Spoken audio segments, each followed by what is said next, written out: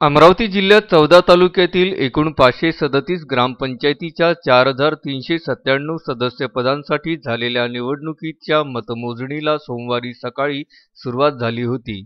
या निवडणुकीत जिल्ह्यात एकूण 75.05% मतदान झाले होते।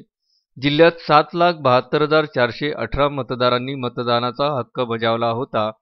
13 ग्रामपंचायती आणि 477 सदस्य यापूर्वीच बिनविरोध झाले होते। या दरम्यान कोणताही अनुचित प्रकार घडू नये म्हणून ग्रामीण भागात पोलिसांचा चोख बंदोबस्त लावण्यात आला होता। अमरावती तहसील परिक्षेत्रातील 44 ग्रामपंचायतीची मतमोजणी शासकीय धान्य गोदाम येथे सकाळी 10 वाजल्यापासून सुरू झाली होती। 10 फेऱ्यांमध्ये आणि 15 टेबलवर सदर मतमोजणी झाली। मतमोजणी केंद्रामध्ये ग्रामपंचायत मतमोजणी प्रतिनिधी यांना ईव्हीएम मशीन दाखवून मतमोजणी करण्यात आली। दुपारी 1 वाजेपर्यंत अमरावती तहसील परिक्षेत्रातील 30 ग्रामपंचायतीचा निकाल जाहीर करण्यात आला। विलासनगर परिसरात कुठलाही अनुचित प्रकार होऊ नये याकरिता पोलिसांचा चोख बंदोबस्त लावण्यात आला होता। आपल्या ग्रामपंचायतीचा निकाल पाहण्यासाठी ग्रामीण भागातील लोकांची विलासनगर मतमोजणी परिसरात एकच गर्दी दिसून आली होती।